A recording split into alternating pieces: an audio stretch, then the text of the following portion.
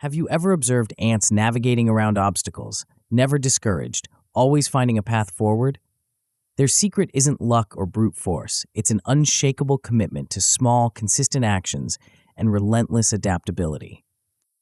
Like many ambitious people, you've probably experienced the frustration of the gray zone, the point where motivation stalls, results fade, and goals feel endlessly out of reach.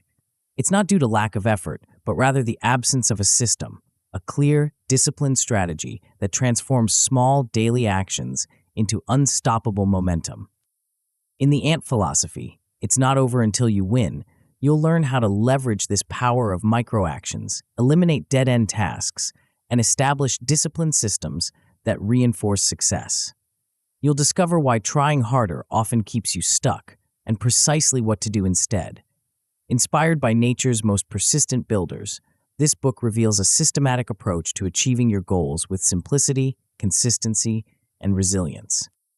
Even if you've battled procrastination, overwhelm, or uncertainty, the ant-inspired principles and frameworks outlined here provide the clarity and structure to become not just a starter, but a true finisher. Through small daily wins, clear signals for action, and strategic adaptability, you'll transform obstacles into opportunities and pressure into performance. Remember, ants never quit, and neither will you. Your journey to success isn't over until you win, and this book is your roadmap. Chapter 1: Ant Ethos. Your competitor just shipped again. While you're still researching the perfect strategy, they've launched their third iteration this month. While you're debating font choices, they're banking revenue. While you're waiting for motivation to strike, they're building momentum that compounds daily. This isn't about talent, it's about operating system. You're about to install the ant philosophy, a signal-driven approach that turns small, disciplined actions into unstoppable momentum. Forget the motivational speeches and productivity hacks. This is about becoming the kind of person who finishes what they start, ships when they say they will, and turns pressure into performance. The gray zone graveyard. Most ambitious people don't fail dramatically. They fade quietly in what I call the gray zone, that suffocating space between first effort and first proof. You start strong, energy high, vision clear. Then reality hits. The initial excitement wears off, results lag behind expectations, doubt creeps in. This is where 80% of projects die, not from external forces or market conditions, but from internal erosion. You lose faith because you're flying blind. No metrics, no feedback loops, no signals to guide your next move. You're operating on feelings instead of facts. Take Sarah, a marketing consultant who spent 8 months building her personal brand. She posted sporadically, tweaked her website endlessly, and attended networking events. But she never defined what success looked like. No conversion metrics, no engagement targets, no clear path from content to clients. When motivation dipped, and it always does, she had nothing concrete to reinforce her efforts. The gray zone claimed another victim. The problem isn't lack of effort, it's lack of system. You're making decisions based on mood instead of data. You're chasing novelty disguised as research. You're confusing motion with progress. The option overload trap. Choice is the enemy of execution. Every additional option you consider dilutes your focus and delays your action.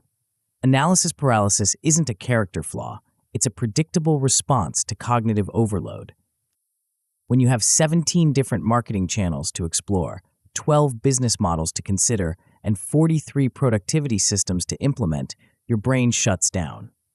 Decision fatigue kicks in. Quality plummets. You end up choosing nothing, which is still a choice, just the worst one. Winners understand this. They choose depth over breadth. They pick one channel and master it before moving to the next. They build systems that eliminate decisions, not multiply them. The clutter catastrophe. Your workspace, digital and physical, is probably infected with dead ant tasks. These are projects, commitments, and half-finished initiatives that serve no purpose except to drain your energy and fragment your attention. Every notification ping is a context switch. Every open browser tab is a cognitive load. Every someday maybe item on your task list is a psychological weight. The average knowledge worker checks email every 6 minutes and loses 23 minutes of deep focus with each interruption. This isn't just inefficiency, it's identity erosion. When your environment is chaotic, your mind follows. When your systems are cluttered, your thinking becomes scattered. When your attention is fragmented, your results become mediocre. The compound advantage. But here's what happens when you flip the script. When you operate by signals instead of feelings. When you stack micro wins instead of chasing grand gestures. When you prune relentlessly and reinforce systematically. You develop what I call compounding mastery. Your winning channels become clearer. Your successful habits strengthen. Your decision-making accelerates. You build resilient systems that adapt without drama and maintain momentum across seasons. Your reputation shifts. People start seeing you as the person who delivers. Opportunities begin arriving inbound instead of requiring outbound hustle. Your name becomes synonymous with ships on time. Trust compounds faster than any other asset. Most importantly, effort starts feeling lighter, not because the work gets easier, but because systems carry the weight while you steer. Decisions compress into rules. Doubt shrinks as proof accumulates. Results accelerate across all seasons. The alternative timeline. But if you don't change course, here's your likely future. Chronic almost wins. Projects that stall at 80 to 90% completion. Competitors passing you with simpler systems and clearer focus. The slow, painful realization that maybe you're not that person after all. You'll experience burnout without leverage, more hours yielding flat outcomes, diminishing returns from brute force, cynicism replacing curiosity. Your team will lose trust as momentum dies from constant pivots without proof. This isn't dramatic failure. It's something worse, mediocre drift, the gradual erosion of potential, the quiet surrender of ambition. Your new operating system. This book installs 7 interconnected systems that transform how you work, think, and win. You'll start with signal systems, building feedback loops that reward what works and starve what doesn't. Then micro-momentum, where you'll learn to ship something meaningful every single day. Smart leverage shows you how to move oversized goals with undersized effort. Season readiness prepares you for cycles and shocks. Resilient adaptation teaches you to pivot with precision, not panic. Tight tunnels harnesses constraints to accelerate excellence. Hard focus protects your attention and eliminates energy drains. Finally, Win Forever integrates everything into an unbreakable identity, the finisher.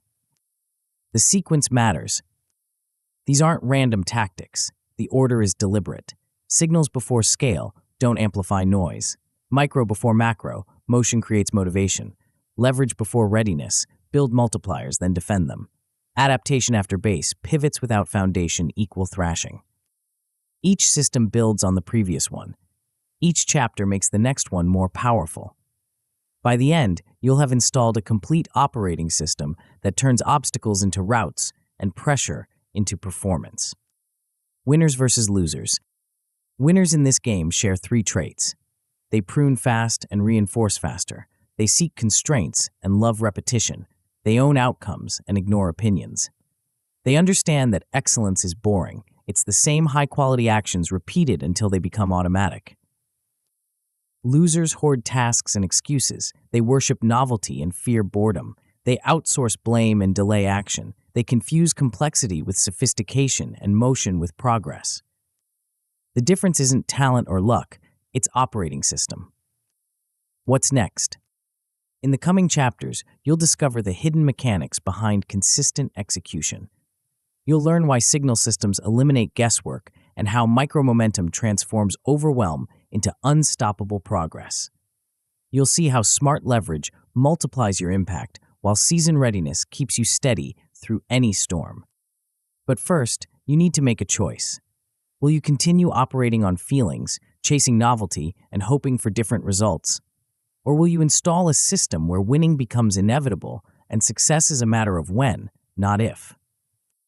The ants have been showing us the way for millions of years. Small actions, clear signals, relentless execution. No drama, no excuses, no stopping until the job is done. It's time to learn from the masters of persistence. Your transformation from dabbler to finisher starts with understanding that in the ant world and in yours, it's never over until you win. The next chapter reveals how to build the feedback loops that will guide every decision you make from now on. But that's just the beginning of what signal systems can do for your momentum. Before we continue, make sure to subscribe to Grow to the Top and activate notifications to receive more self-improvement tips that will supercharge your growth. And make sure to give this video a thumbs up and share it with your friends. It really helps the channel grow. Thank you for your support. Chapter 2: Signal Systems. Watch an ant discover a crumb. She doesn't celebrate. She doesn't post about it on social media. She doesn't call a meeting to discuss the strategic implications. She does something far more powerful. She leaves a chemical trail. That invisible pheromone becomes a signal, a breadcrumb of evidence that guides every ant that follows. The more ants use the trail, the stronger it becomes. Productive paths self-amplify. Dead ends fade away. The colony operates on proof, not opinion. You're about to learn how to build the same system in your business and life. But first, let me show you why most people fail at this before they even start. The evidence vacuum. Most ambitious people operate in an evidence vacuum. They make decisions based on gut feelings, industry gossip, and motivational YouTube videos. They chase tactics because they feel right or abandon strategies because they seem slow. They're flying blind in a world that rewards precision. This isn't just inefficient, it's dangerous. Without signals, you can't tell the difference between a temporary dip and a fundamental failure. You can't distinguish between a lucky break and a repeatable system. You waste months optimizing the wrong things while ignoring the activities that actually move the needle. Consider the typical entrepreneur's content strategy. They post on 7 different platforms because you need to be everywhere. They create blog posts, videos, podcasts, and newsletters without tracking which formats actually convert. They measure vanity metrics like followers and likes instead of business metrics like leads and revenue. When growth stalls, they add more platforms instead of doubling down on what works. This scattershot approach guarantees mediocrity. You're spreading pheromones on every possible trail instead of strengthening the ones that lead to treasure. The momentum engine. Here's what changes when you operate by signals instead of feelings. Momentum becomes predictable. Proof reduces doubt and hesitation. When you can point to concrete evidence that a strategy works, you execute with confidence instead of anxiety. Teams rally around visible wins. Nothing motivates like a dashboard showing clear progress. Nothing builds trust like consistent delivery on measurable outcomes. Nothing creates alignment like shared metrics that everyone can see and understand. Risk shrinks with feedback. Early signals expose bad bets cheaply before you've invested months or years. Course corrections happen in days, not quarters. Confidence grows because reality guides your decisions, not hope or fear. Most importantly, time allocation becomes obvious. Your calendar starts reflecting your results instead of your intentions. Top-performing activities earn more time and budget. Low-yield paths starve quickly. Weekly reviews prevent the slow drift that kills momentum. The pheromone principle. The secret lies in what I call pheromone feedback loops, systems that automatically strengthen what works and weaken what doesn't. Just like ants leave stronger chemical trails on productive paths, you'll create visible markers that guide future decisions. This starts with defining success metrics for every major route you're pursuing. Not vanity metrics, not activity metrics. Outcome metrics that directly connect to your goals. If you're building an audience, track email subscribers and engagement rates. If you're selling a service, track qualified leads and conversion rates. If you're building a product, track user retention and revenue per customer. The key is letting results decide resource flow. When a channel consistently delivers, you market and magnify it. You allocate more time, more budget, more attention. When a channel consistently underperforms, you starve it. This isn't emotional, it's mathematical. But here's where most people stumble. They try to optimize everything at once. They spread their reinforcement too thin. They refuse to let anything die. They turn their business into a museum of mediocre initiatives. The art of strategic subtraction. Winners understand that pruning is as important as planting. Every week, you need to cut the bottom 10% of your activities, not pause them, not put them on the back burner. Cut them completely.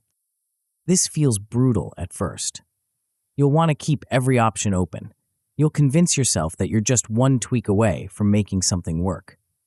You'll fall victim to the sunk cost fallacy, the belief that past investment justifies future waste. But here's the truth. Options are energy leaks. Every initiative you maintain requires mental bandwidth, even if you're not actively working on it. Every someday maybe project creates cognitive load. Every underperforming channel dilutes your focus from the channels that actually work. Celebrate subtraction publicly. When you kill a project, announce it to your team. Explain why you're stopping and where you're redirecting the resources. This creates a culture that values evidence over ego, results over activity. Write a one-line reason for each cut. This prevents zombie projects from returning from the dead. It also helps you recognize patterns in what doesn't work, making you smarter about future investments. The reset ritual. But even winning trails can become traps. Success creates its own blindness. You become so committed to what worked yesterday that you miss what could work tomorrow. This is why ants periodically ignore existing trails and scout new territory. You need scheduled scent resets, deliberate breaks from your current assumptions. Every 6 to 8 weeks, blank your slate. Question your top-performing channels. Test one completely new route without bias. Run small experiments with fixed windows. This isn't about abandoning what works. It's about preventing stagnation. Markets shift, audiences evolve, platforms change their algorithms. What got you here won't necessarily get you there. The reset prevents local maxima from becoming prisons. You might be optimizing a channel that's delivering solid results while missing a channel that could deliver exponential results. Regular resets keep you hunting for the next breakthrough instead of defending the last one. The two-trail rule. Here's a constraint that will transform your results. Scale only 2 winners at once. Not 3, not 5, 2. This forces depth over breadth. It prevents the dilution of focus that kills most scaling efforts. It ensures you have enough resources to properly optimize each channel instead of spreading yourself thin across many. When you identify a third winner, you have a choice.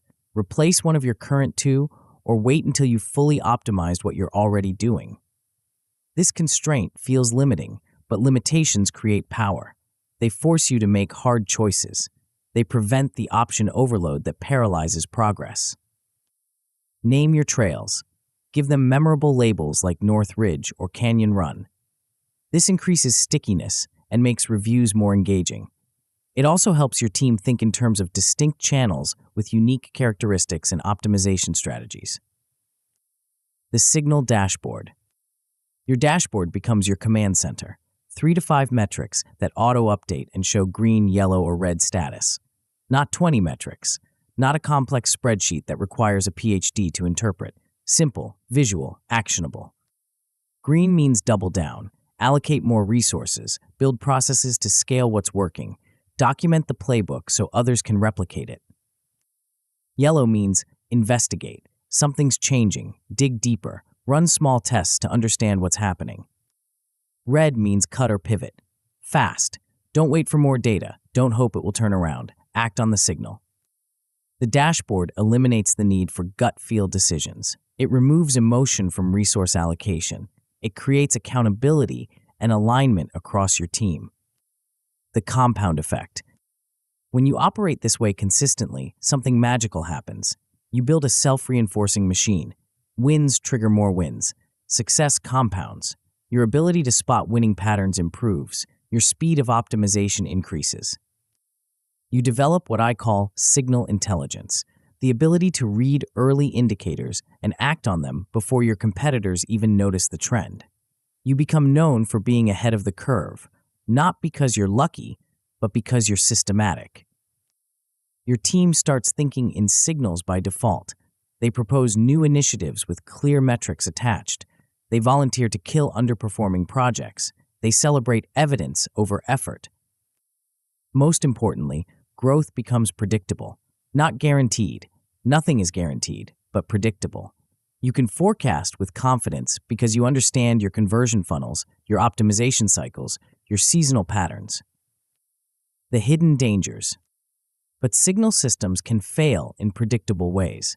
False positives mislead you into scaling lucky breaks instead of repeatable systems. Use rolling 4-week averages instead of single-week spikes. Combine leading indicators with lagging indicators to get a complete picture. Overpruning kills promising initiatives before they have time to develop. Set minimum test windows and sample sizes before you start. Use kill criteria, not vibes. Give new initiatives enough time to prove themselves, but not so much time that they drain resources from proven winners. Stale dominance blocks innovation. Your current winners can become so dominant that you stop exploring new opportunities. Allocate 10% of your resources to exploration, even when everything else is working perfectly. What comes next? Signal systems create the foundation for everything that follows. Once you can reliably identify what works, you need to execute it consistently. That's where the next chapter comes in, a system for turning overwhelming projects into daily micro-wins that stack into unstoppable momentum. But there's something most people don't understand about momentum. It's not about working harder or longer, it's about working smaller, much smaller than you think. The secret lies in understanding what ants know about the power of the grain. Chapter 3, Micro-Momentum. A single ant can carry 50 times her body weight. But here's what's remarkable. She doesn't attempt to lift the entire crumb at once. She breaks it down, grain by grain, bite by bite, each piece small enough to manage, yet significant enough to matter. Most people trying to build something meaningful do the opposite. They stare at the mountain and try to move it whole. They create elaborate plans for massive transformations. They wait for the perfect moment, the perfect energy, the perfect conditions to begin their perfect execution. Meanwhile, the ant is already home, having moved the mountain one grain at a time. You're about to discover why the smallest actions create the biggest results, and why your brain has been lying to you about what it takes to build unstoppable momentum.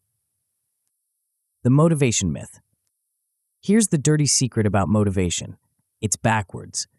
Most people wait to feel motivated before they act. They think inspiration strikes first, then action follows. They believe they need to get in the zone before they can do meaningful work. This is exactly wrong. Action creates motivation, not the other way around. Movement generates energy. Starting reveals the path. The first step doesn't require confidence, it creates it. When you complete something small, your brain releases a hit of dopamine. This isn't just feel-good chemistry, it's your internal reward system recognizing progress. That tiny neurochemical celebration makes you want to do it again and again. Each completion builds momentum for the next one. This is why people who exercise regularly don't struggle with motivation to work out. They've trained their brains to expect and crave the completion. The same principle applies to any habit, any project, any goal. Start small enough that motivation isn't required and let the action generate its own fuel. But there's a deeper problem most people face. They're drowning in overwhelm before they even begin. The overwhelm epidemic. Your project list is probably a graveyard of good intentions. Launch a podcast, write a book, build an audience, create a course, start a newsletter. Each item sits there, growing heavier with time, accumulating guilt and anxiety. The problem isn't lack of ambition, it's lack of decomposition. You're looking at boulders and calling them tasks. Your brain sees launch a podcast and immediately calculates all the subtasks, research equipment, learn editing software, plan episodes, design artwork, write descriptions, figure out hosting, understand distribution. The cognitive load is overwhelming before you've even started. This triggers what psychologists call task aversion, your brain's protective mechanism against overwhelming cognitive demands. Instead of engaging with the task, you avoid it. You check email instead. You reorganize your workspace. You research the best way to do something you could have already started doing. The solution isn't better time management or stronger willpower. It's better task architecture. You need to break everything down until the next step is so small that starting feels inevitable. The mandible principle. Watch an ant encounter a large piece of debris. She doesn't struggle with it. She doesn't stress about it. She simply bites off what her mandibles can handle and carries that piece home.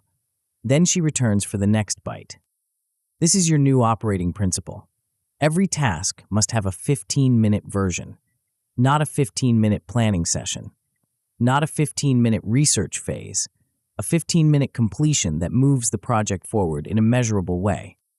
Launch a podcast becomes record a 2-minute test audio and listen to it back. Write a book becomes write 1 paragraph of the introduction. Build an audience becomes reply to 3 comments on posts in your niche. Each bite must have clear start and done criteria. You know exactly when you've begun and exactly when you've finished. This eliminates the fuzzy middle ground where tasks linger in perpetual almost done status. The magic happens when you put these bites first in your day, before email, before meetings, before the world starts making demands on your attention.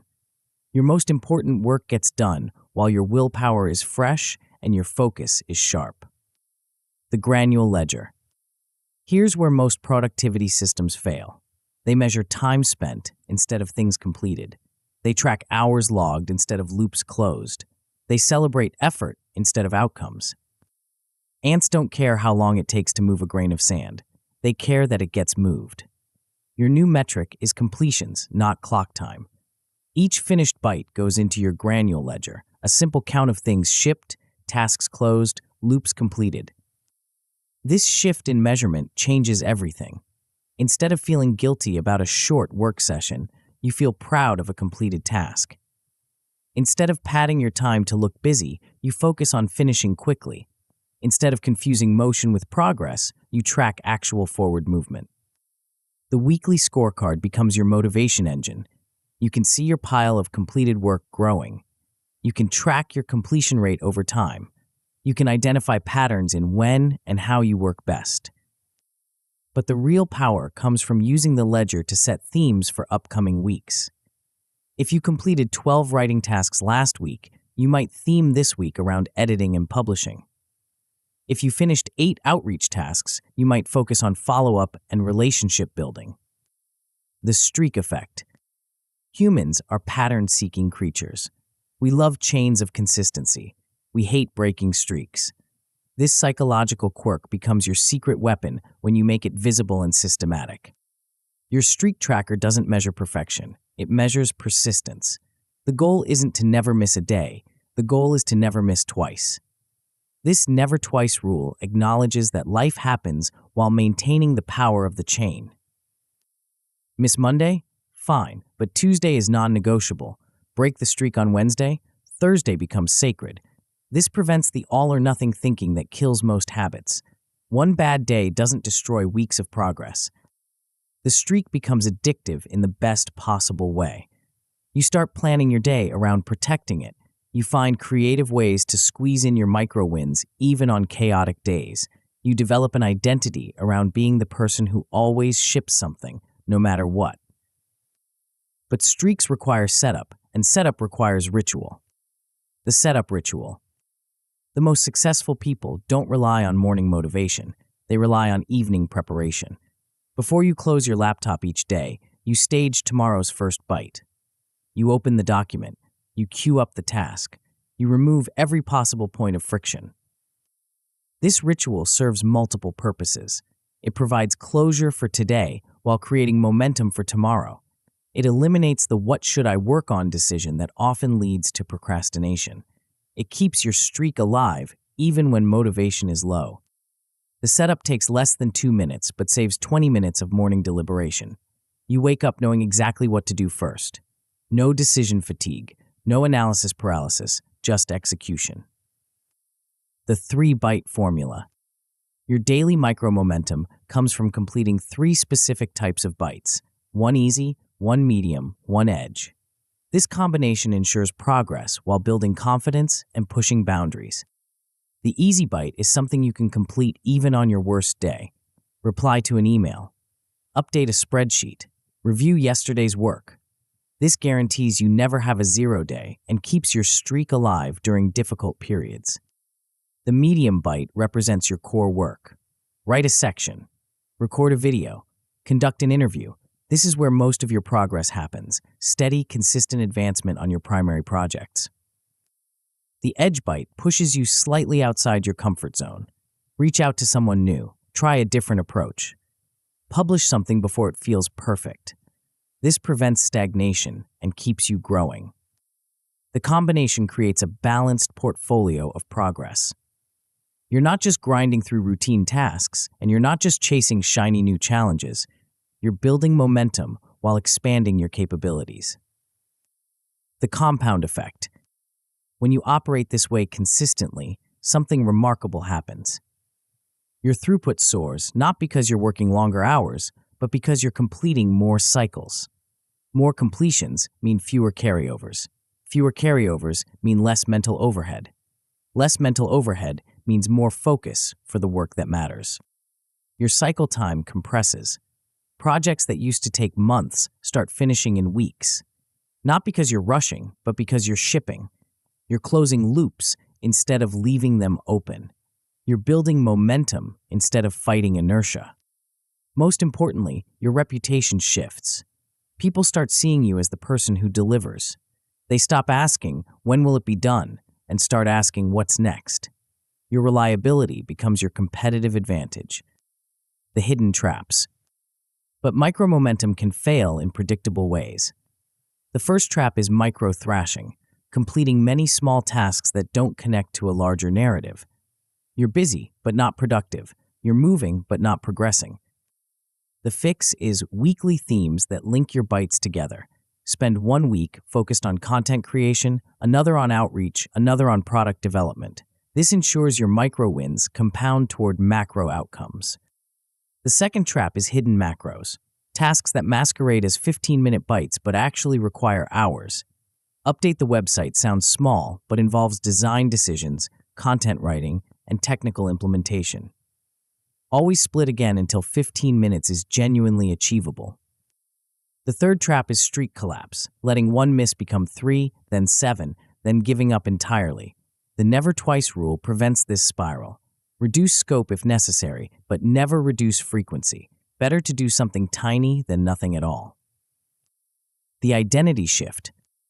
The ultimate goal isn't just productivity, it's identity transformation. You're becoming the kind of person who finishes small things, always, who ships daily, regardless of conditions, who builds momentum through consistency rather than intensity. This identity shift changes how others see you and how you see yourself. You stop being someone who tries to be consistent and become someone who always delivers. You stop hoping for motivation and start relying on systems. You stop waiting for perfect conditions and start creating progress regardless of circumstances. Your output doubles not through heroic effort, but through systematic execution. Others start relying on your consistency. Your word becomes your bond because you've trained yourself to keep micro-promises to yourself every single day. What lies ahead? Micro-momentum creates the foundation for everything that follows. Once you can reliably ship small things daily, you're ready to learn how those small things can move mountains, literally. The next chapter reveals how to apply leverage so intelligently that your 15-minute efforts create exponential results. But there's something counterintuitive about leverage that most people miss. It's not about working harder on the right things. It's about finding the hidden multipliers that make your work do the heavy lifting for you. The secret lies in understanding what ants know about cooperative transport. Chapter 4: Smart Leverage. 3 ants approach a dead beetle that weighs more than all of them combined. They don't call for backup. They don't debate strategy. They don't wait for the right moment. They simply position themselves at precise angles, coordinate their lifting, and move the impossible load together. What looks like magic is actually mathematics. Force multiplied by intelligent positioning equals results that seem to defy physics. The ants understand something most humans miss. Raw effort is the least efficient path to big outcomes. You're about to discover why working harder is often working dumber, and how to move mountains with the effort most people waste moving pebbles. The hustle trap. Walk into any co-working space and you'll see the hustle trap in action. People grinding 16-hour days, wearing exhaustion like a badge of honor, confusing motion with progress. They're on the treadmill of linear effort. More hours equals more output. More stress equals more success.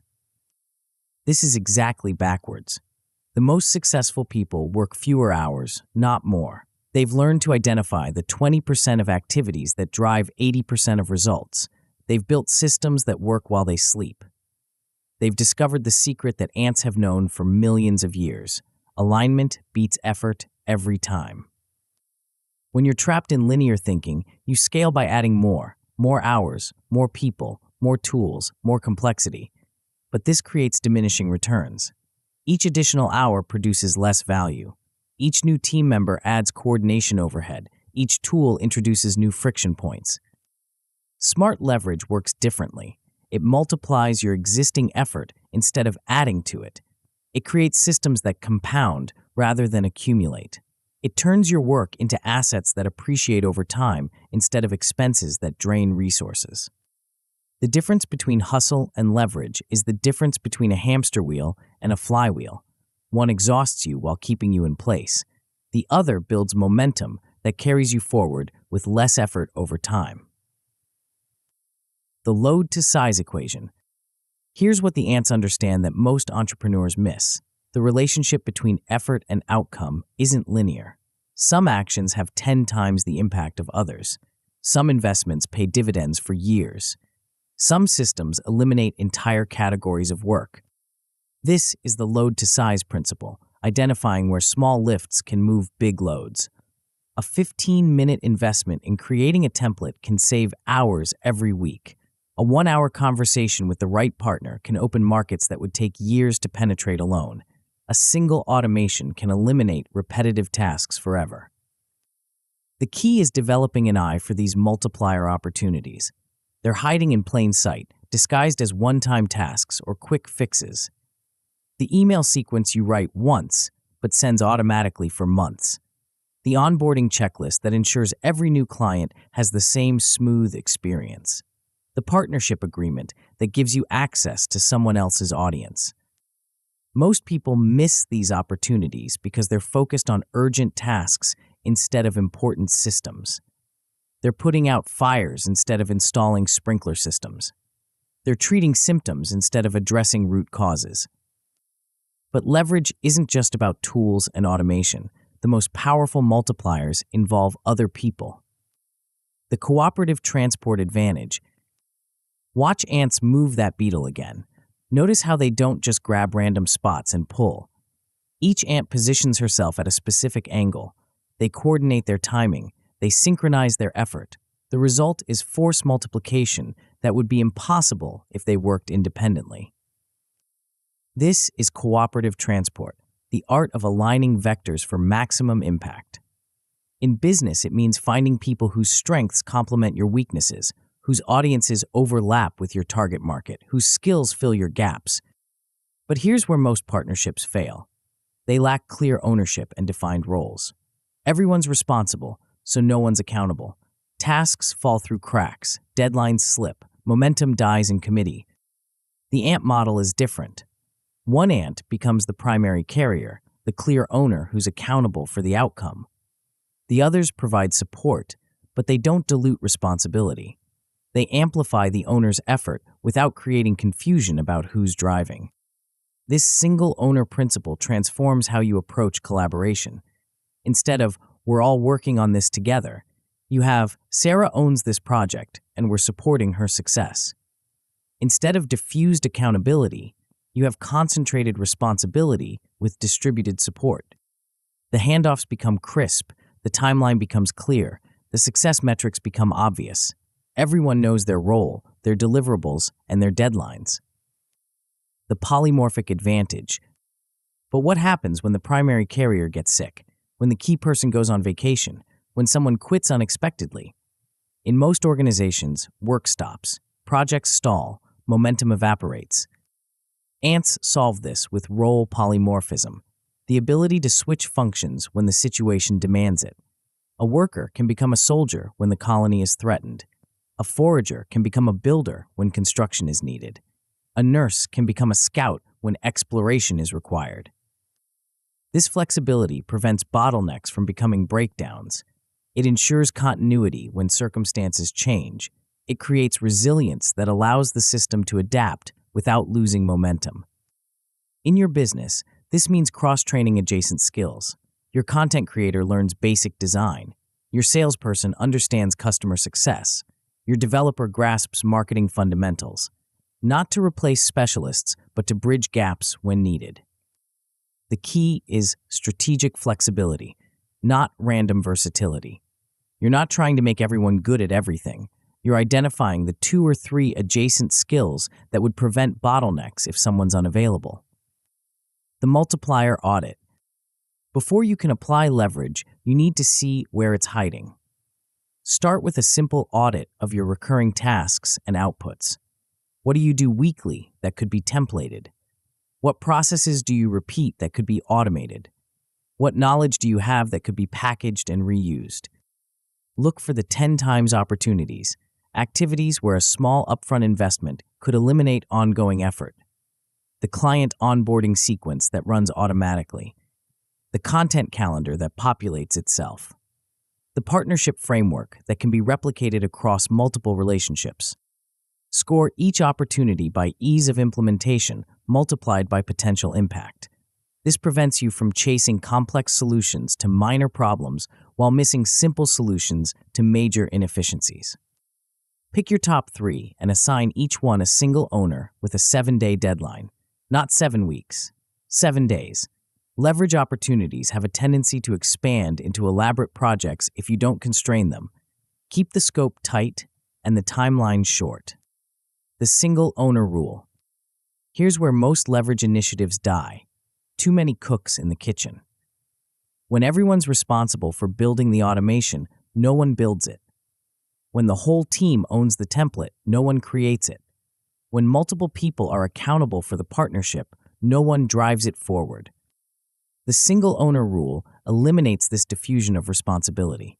One person owns the outcome. Others can contribute, advise, and support, but only one person's name is on the deliverable. Only one person gets blamed if it fails and credited if it succeeds. This doesn't mean working in isolation. The owner can gather input, delegate subtasks, and collaborate extensively. But when decision time comes, one person decides. When deadline pressure mounts, one person is accountable. When results are measured, one person owns the outcome.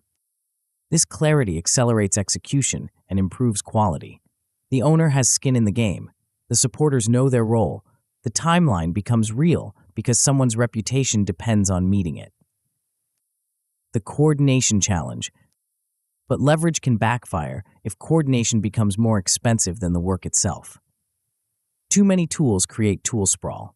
Too many handoffs create coordination drag. Too many people create communication overhead. The solution is ruthless simplification. Every tool must produce a weekly win or get eliminated. Every handoff must be documented and time-boxed. Every check-in must have a clear agenda and hard stop. Keep your leverage stack lean. 3 to 5 core tools that integrate well beat 20 specialized tools that require constant maintenance. A simple automation that works reliably beats a complex system that breaks frequently. A straightforward partnership with clear terms beats an elaborate alliance with fuzzy boundaries. The goal isn't to build the most sophisticated system, it's to build the most effective one. Effectiveness means results per unit of effort, not features per square inch of interface. The compound effect. When you get leverage right, something remarkable happens. Your output increases while your effort decreases. Your systems start working for you instead of against you. Your partnerships begin generating opportunities instead of consuming time. You develop what I call leverage vision, the ability to spot multiplier opportunities before they become obvious. You start thinking in terms of systems instead of tasks, assets instead of activities, partnerships instead of transactions. Your reputation shifts from hard worker to smart worker. People start coming to you not because you're available, but because you're effective. Your calendar fills with high-value activities because your systems handle the routine ones. Most importantly, you reclaim time for strategy and vision. Instead of being trapped in the operational weeds, you can focus on the big picture. Instead of reacting to urgent demands, you can invest in important opportunities.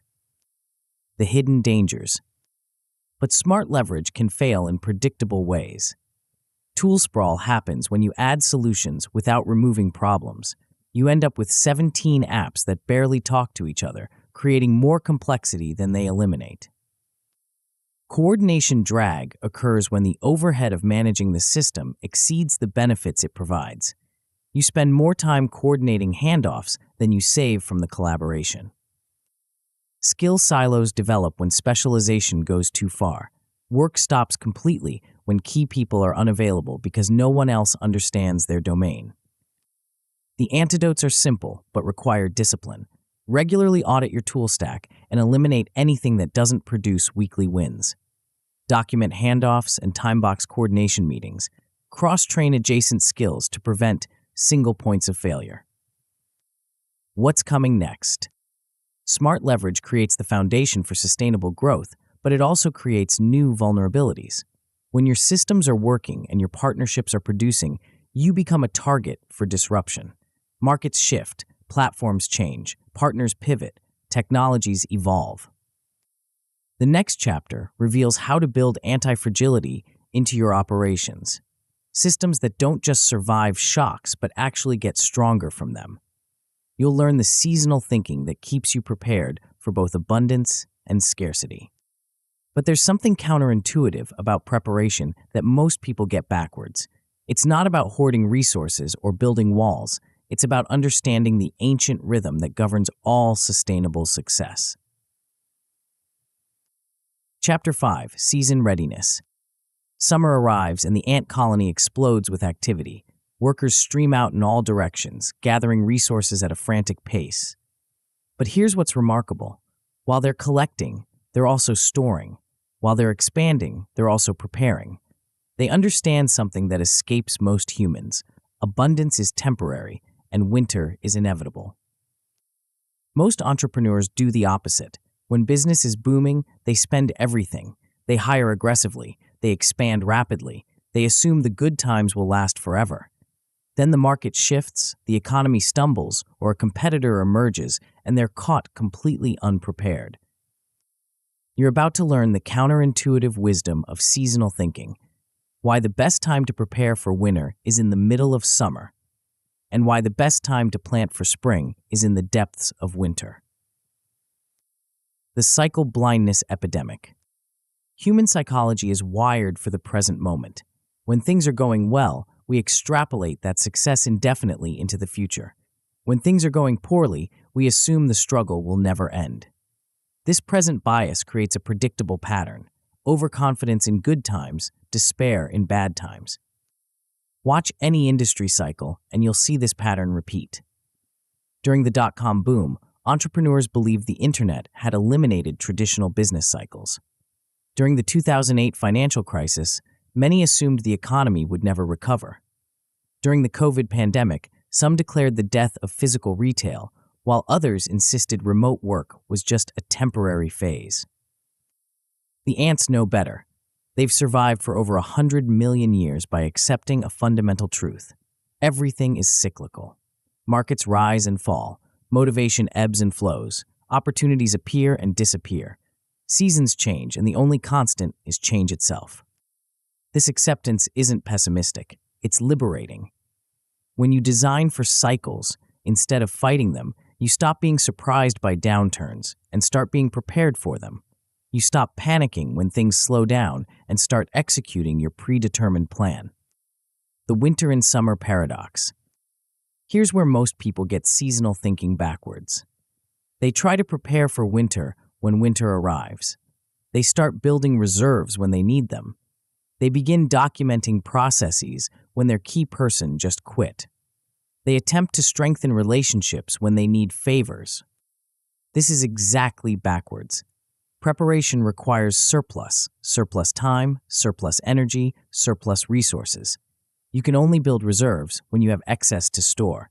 You can only create robust systems when you're not fighting daily fires. You can only strengthen relationships when you're not desperately needing help. The ant colony's summer frenzy isn't just about gathering resources for immediate use. It's about storing resources for future scarcity. They're building buffers when building is easy, not when it's necessary. This means allocating a percentage of your wins to future protection. When you land a big client, you don't spend the entire fee on immediate growth. You store some for the inevitable dry spell. When you have a breakthrough month, you don't celebrate by expanding your overhead. You bank some of the success for when the breakthrough becomes a breakdown. The specific percentage matters less than the habit. Whether it's 10% or 30%, the key is making storage automatic, not optional. When storage is a decision you make each month, you'll find reasons to skip it. When storage is a system that happens automatically, you'll build reserves without thinking about it. The summer and winter mindset. But storage alone isn't enough. You also need the psychological resilience to maintain optimism when results lag. This is the other half of seasonal thinking, keeping summer alive in your mind when winter surrounds your reality. Most people do the opposite. When business slows down, they spiral into pessimism. They start questioning their strategy, their market, their abilities. They begin making desperate changes instead of patient adjustments. They abandon long-term thinking for short-term survival. The ants maintain a different perspective. Even in the depths of winter, they're preparing for spring. They're not just surviving, they're positioning. They're using the quiet time to strengthen their systems, deepen their relationships, and refine their processes. This isn't blind optimism, it's evidence-based expectancy.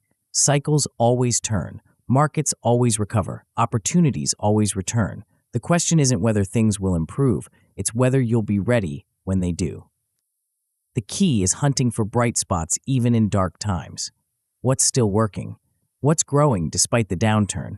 What opportunities are emerging because of the disruption? These signals become your seeds for the next season. The scenario planning system. But seasonal readiness requires more than mindset. It requires specific plans for specific situations. This is where scenario triggers come in, predetermined responses to predictable challenges. Most people wait until they're in crisis to figure out what to do. They make emotional decisions under pressure. They react instead of respond.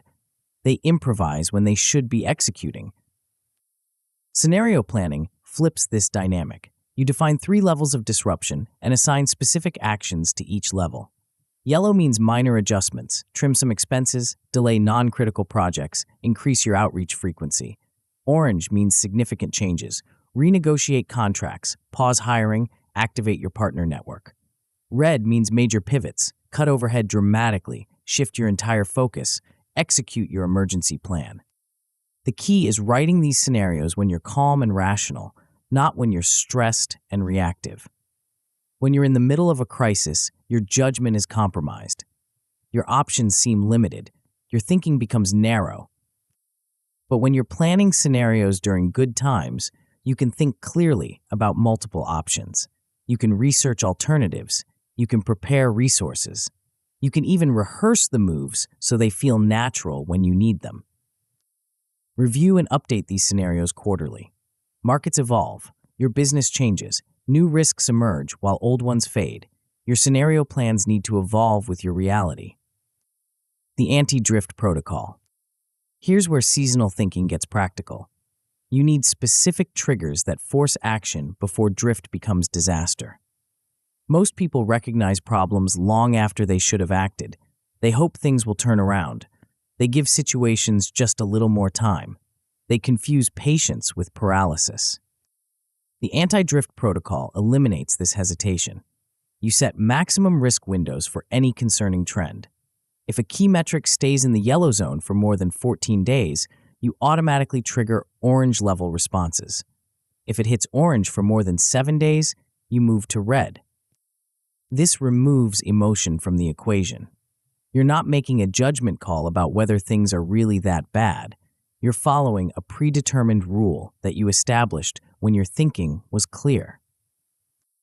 The specific timeframes matter less than the commitment to follow them. Some businesses need faster triggers because they operate in volatile markets. Others can afford longer windows because they have more stable revenue streams. The key is setting thresholds that force action before problems become crises. The optimism rituals. But scenario planning without optimism becomes paralyzing. You start seeing threats everywhere. You become so focused on what could go wrong that you miss what's going right. You build a bunker when you should be building a business. This is why you need optimism rituals, systematic practices that keep hope alive during difficult periods. The weekly What's Still Working review forces you to identify bright spots even when everything feels dark. The bright spot bet for next week ensures you're always planting seeds for future growth. Sharing your wins ledger with your team creates collective optimism. When everyone can see the progress you're making, morale stays high, even when results are mixed. When people understand the bigger picture, they're more willing to weather temporary storms. These rituals aren't about toxic positivity or ignoring real problems. They're about maintaining the psychological fuel that enables action. Pessimism rarely ships. Despair doesn't execute. Hope, when tethered to evidence, becomes the engine that powers persistence. The reserve architecture. The practical foundation of seasonal readiness is your reserve architecture, the specific buffers you build across different dimensions of your business. Cash reserves are obvious, but they're not enough. You also need time reserves, relationship reserves, and opportunity reserves. Time reserves mean building slack into your schedule. 2 wildcard hours every week for unexpected opportunities or urgent problems. This prevents your calendar from collapsing when surprises arise. It protects your deep work from being consumed by crisis management. Relationship reserves mean investing in connections before you need them. The monthly coffee with a potential partner. The quarterly check-in with a former colleague. The annual conference where you meet new people in your industry. These relationships become lifelines when you need help, advice, or opportunities. Opportunity reserves mean maintaining a pipeline of potential projects, clients, or partnerships even when you're busy with current work. This prevents the feast or famine cycle that plagues many businesses. When one opportunity ends, another is ready to begin. Name each reserve and track its coverage in weeks. Your runway reserve covers 12 weeks of expenses. Your content vault contains 8 weeks of ready-to-publish material. Your partner pipeline includes 5 warm relationships that could become collaborations. The compound resilience effect. When you operate with seasonal thinking consistently, something remarkable happens. You develop what I call compound resilience, the ability to not just survive disruptions, but actually benefit from them. While your competitors are panicking and cutting everything, you're calmly executing your predetermined plan. While they're making desperate moves, you're making strategic ones. While they're fighting for survival, you're positioning for growth. You start exploiting downturns to gain market share. Acquisition costs drop when competitors retreat. Talent becomes available when other companies are laying off. Partnerships become possible when everyone else is focused inward. Your team engagement actually rises during difficult periods because they trust your leadership. They've seen you navigate challenges before. They know you have plans for different scenarios. They believe in your ability to guide them through uncertainty. Most importantly, your compounding never stops. While others are resetting to zero after each crisis, you're building on the foundation you preserved. Your momentum continues across seasons. Your growth becomes anti-fragile, strengthened by stress instead of weakened by it. The hidden traps. But seasonal readiness can fail in predictable ways. Overhoarding turns reserves into excuses for avoiding growth. You become so focused on protection that you miss opportunities for expansion. You build a fortress when you should be building a business. The fix is capping your reserves and reinvesting surplus monthly. Track your offense to defense ratio. If you're spending more energy on protection than on growth, you've swung too far toward caution. Toxic positivity ignores real risks in favor of blind optimism. You maintain hope without taking action. You see bright spots without addressing dark clouds. You confuse wishful thinking with strategic thinking. The antidote is pairing hope with data. Your optimism rituals should be grounded in evidence, not fantasy. Your bright spot bets should be based on signals, not dreams. Frozen fear creates paralysis during dips. You become so focused on worst-case scenarios that you stop taking any action at all. You wait for perfect conditions that never arrive. The solution is maintaining one bright spot bet every week, no matter how dark things seem. Keep planting seeds even in winter. Keep moving forward even when progress feels impossible. What lies beyond the seasons? Season readiness creates the stability that enables everything else in your system to function. When you're not constantly reacting to surprises, you can focus on optimization. When you're not fighting for survival, you can invest in growth. When you're not panicked about the future, you can execute in the present. But readiness alone isn't enough when the real storms hit. Sometimes the seasons don't just change, they disappear entirely.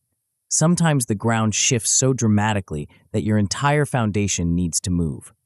The next chapter reveals how to not just weather these disruptions, but to reconfigure yourself so quickly that obstacles become opportunities. But there's something about adaptation that goes deeper than strategy or tactics. It's about understanding that in a world of constant change, the most dangerous thing you can do is stay the same. Chapter 6: Resilient Adaptation. The flood comes without warning. In seconds, the ant colony's carefully constructed tunnels fill with rushing water. Their home, built over months of meticulous work, becomes uninhabitable. Everything they've built seems lost. But watch what happens next.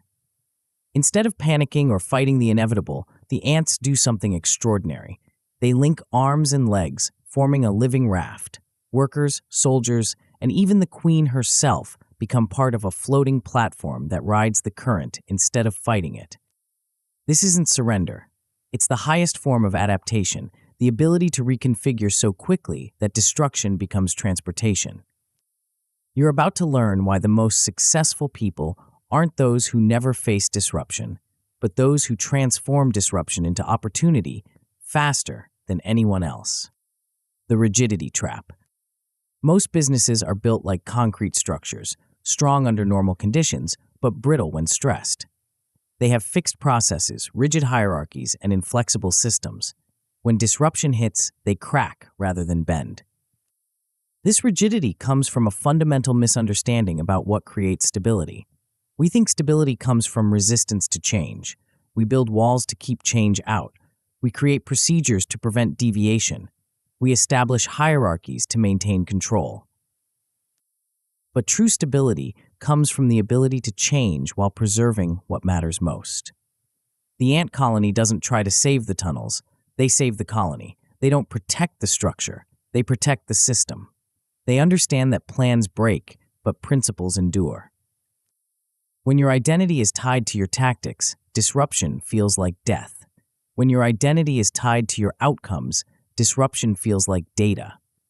The difference determines whether you adapt or collapse when the flood comes. Speed beats stubbornness every time. The companies that survived the shift to digital weren't the ones with the best traditional strategies. They were the ones that pivoted fastest. The entrepreneurs who thrived during economic downturns weren't the ones with the most resources. They were the ones who reconfigured quickest. The identity test. Every disruption is an identity test. It reveals whether you're attached to your methods or your mission, whether you love your process or your purpose, whether you're building a monument to your ego or a machine for your outcomes. Reed Hastings faced this test when Netflix was primarily a DVD by mail service. The writing was on the wall. Streaming was the future. But Netflix had built an entire infrastructure around physical media. They had distribution centers, shipping logistics, and customer relationships all centered on DVDs. Hastings could have fought to preserve the existing model. He could have argued that customers preferred physical media. He could have focused on optimizing the DVD business. Instead, he chose to cannibalize his own success. Netflix pivoted to streaming, even though it initially offered fewer titles and lower quality than DVDs. The result? Netflix not only survived the transition, they dominated it. They became the disruptor instead of the disrupted. Their willingness to abandon their successful model enabled them to create an even more successful one. This is what resilient adaptation looks like: the courage to kill what's working to build what will work better. The raft formation. When ants form their living raft, they're not just surviving, they're redistributing load across the entire system. No single ant bears all the weight. No single ant determines the direction. The collective intelligence of the group guides them to safety. This is your first adaptation protocol, the ant raft formation. When shock hits your business, you immediately link up with your team to redistribute the load. Instead of one person carrying all the stress, everyone shares the burden. Instead of one person making all the decisions, the group navigates together. But this only works if you've prepared the linkages in advance. You need clear protocols for who does what when normal operations break down. You need communication channels that work when your primary systems fail. You need decision-making processes that function under pressure. The raft formation isn't about democracy, it's about distributed resilience. Each person has a specific role in keeping the collective afloat. Some provide stability, others provide navigation, still others provide propulsion. But everyone understands that their individual survival depends on collective success. This requires letting go of normal hierarchies and embracing temporary authority structures. The person with the most relevant expertise leads, regardless of their usual position. The person with the clearest view of the situation makes navigation decisions. The person with the strongest connections handles external communications. The bridge strategy. Sometimes the gap is too wide to jump alone. Sometimes the challenge is too big for any single organization to solve. Sometimes the only way forward is to build a bridge with someone else. This is where strategic partnerships become survival tools. Not the elaborate joint ventures that take months to negotiate, but quick collaborations that solve immediate problems. You need someone's audience. They need your expertise. You have excess capacity. They have urgent demand. You understand the technology. They understand the market. The key is having your bridge list ready before you need it. 5 complementary partners who could help you cross different types of gaps. The content creator who could amplify your message. The technical expert who could solve your infrastructure problems. The industry veteran who could open doors you can't reach. These aren't formal partnerships. They're potential collaborations with pre-negotiated terms. You've already discussed how you might work together. You've already identified mutual value exchanges. You've already agreed on quick-win projects that could benefit both parties. When disruption hits, you don't waste time building relationships from scratch. You activate existing connections. You execute pre-planned collaborations. You cross the gap while your competitors are still looking for a bridge. The relocation protocol. Sometimes adaptation means abandoning your current position entirely. Sometimes the ground shifts so dramatically that staying put guarantees failure. Sometimes the only way to preserve your core assets is to move them somewhere completely different. This is the hardest form of adaptation because it requires accepting sunk costs. All the time, money and effort you've invested in your current approach becomes irrelevant. All the systems you've built become obsolete. All the relationships you've cultivated become distant. But here's what most people miss. Relocation isn't about starting over. It's about taking your core assets to better ground. You're not abandoning everything you've built.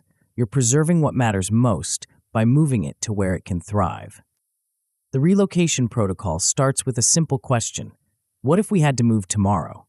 This forces you to identify your minimal viable core, the essential assets, customers, and processes that define your business. Everything else becomes negotiable. Your customer relationships are portable. Your expertise is portable. Your reputation is portable. Your systems and processes can be rebuilt. Your brand can be repositioned. Your products can be adapted. The 7-day relaunch plan becomes your insurance policy. If everything else disappeared, what would you rebuild first?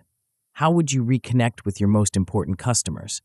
What would your new minimum viable product look like? The shock playbook. Resilient adaptation requires predetermined responses to predictable disruptions. You can't wait until you're in crisis to figure out how to respond. You need playbooks that turn chaos into choreography. Your shock playbook defines 3 levels of disruption and assigns specific actions to each level.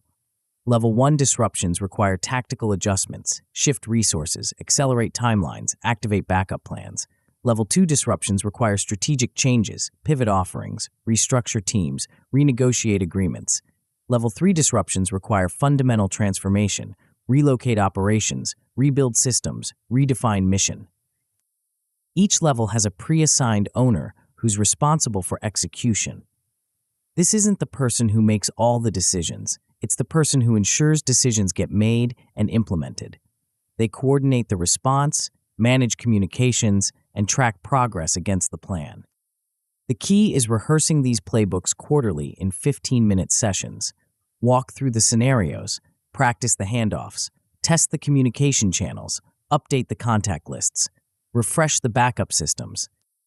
When real disruption hits, you're not improvising, you're executing. You're not panicking, you're performing. You're not reacting, you're responding according to plan. The go-bag mentality. Every adaptation strategy depends on having your essential assets portable and accessible. This means centralizing your intellectual property, maintaining cloud backups, and ensuring multiple people have access to critical systems. Your go-bag contains everything you'd need to restart operations within 48 hours. Customer contact information, financial account access, key vendor relationships, essential processes and procedures, brand assets, and marketing materials. But the go-bag isn't just about data, it's about relationships. Who are the 5 people you'd call first in a crisis? Who has the skills to help you rebuild quickly? Who has the connections to open new doors?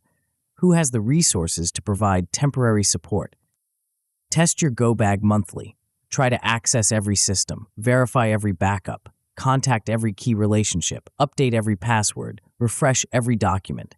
The time to discover problems is during routine maintenance, not during emergency deployment. The fast debrief advantage. After every adaptation event, successful or not, you need a fast debrief to capture lessons while they're fresh. This isn't a lengthy postmortem that takes weeks to complete. It's a 10-minute session focused on 3 questions. What broke? What worked? What's next? What broke reveals the weak points in your system, the communication channels that failed, the processes that couldn't handle stress, the relationships that didn't deliver when needed. These become your priority fixes for the next version of your playbook. What worked identifies the strengths to preserve and amplify, the people who stepped up, the systems that held together, the partnerships that delivered value. These become the foundation for future adaptations. What's next ensures you're always improving your adaptation capability, the new relationships to build, the additional scenarios to plan for, the backup systems to implement, the skills to develop. Update your playbook immediately after the debrief. Don't wait for the next planning cycle. Don't assume you'll remember the lessons. Capture the insights while they're vivid and actionable. The anti-fragile reputation. When you adapt consistently and gracefully, something remarkable happens to your reputation. You become known not for avoiding problems, but for solving them elegantly. You become the person others call when they're facing their own disruptions. This anti-fragile reputation becomes a competitive advantage. While others are paralyzed by uncertainty, you're energized by it. While others see disruption as threat, you see it as opportunity. While others retreat during chaos, you advance. Your team's confidence rises under stress because they've seen you navigate challenges before. They trust your judgment because you've proven your adaptability. They follow your lead because they know you can find a path forward. Most importantly, your compounding continues across disruptions. While others are starting over after each crisis, you're building on preserved foundations. Your momentum survives the storms. Your growth becomes truly anti-fragile, strengthened by stress instead of weakened by it. The adaptation paradox. The ultimate paradox of resilient adaptation is that the more prepared you are to change, the less you actually need to. When you're genuinely flexible, you can respond to small signals before they become big disruptions. When you're truly adaptable, you can make minor adjustments instead of major pivots. But this flexibility only comes from accepting that change is inevitable and preparing for it systematically. It comes from building systems that can reconfigure quickly. It comes from maintaining relationships that can bridge gaps. It comes from keeping your core assets portable and your identity focused on outcomes rather than methods. The next chapter reveals how to harness constraints to accelerate this adaptability. You'll discover why limitations don't restrict excellence. They create it. But there's something counterintuitive about constraints that most people fear instead of embrace. Chapter 7. Tight Tunnels. An ant encounters a narrow tunnel in the earth. She could go around it, over it, or find another path entirely. Instead, she enters the tunnel and moves through it with remarkable speed and precision. The walls that seem to restrict her movement actually accelerate it. The boundaries that appear to limit her options actually amplify her power. This isn't intuitive. Most humans see constraints as obstacles to overcome, not advantages to embrace. We want more options, not fewer. We crave freedom, not boundaries. We believe that limitations kill creativity and restrict potential. But watch that ant in the tunnel. She's not struggling against the walls. She's using them. The narrow space eliminates decision fatigue. The clear path accelerates movement. The focused environment amplifies every action. You're about to discover why the most successful people don't seek unlimited freedom. They create intelligent constraints that force excellence. The freedom paradox. Walk into any modern office and you'll see the freedom trap in action. Open floor plans with infinite possibilities. Flexible schedules with unlimited options. Project lists with endless priorities. Workers drowning in choice, paralyzed by possibility, scattered across 1,000 different directions. This isn't liberation, it's cognitive chaos. When everything is possible, nothing gets done well. When every option is available, no option gets mastered. When all paths are open, no path gets traveled with speed and precision. The paradox of choice is real and measurable. Studies show that people become less satisfied and more anxious as their options increase. They spend more time deliberating and less time executing. They second-guess their decisions and regret their choices. They confuse motion with progress and activity with achievement. But constraints work differently. They eliminate the paralysis of infinite choice. They force decisions by reducing options. They accelerate action by clarifying direction. They concentrate power by focusing energy. Think about Twitter's original 140-character limit. This wasn't a technical limitation. It was a creative constraint that forced users to distill their thoughts to their essence. The constraint didn't kill creativity. It provoked it. It didn't reduce engagement. It amplified it. The limitation became the platform's greatest strength. The speed advantage.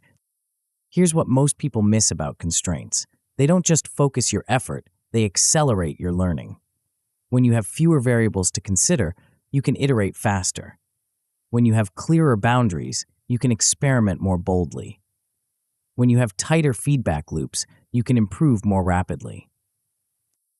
This is the tunnel effect in action.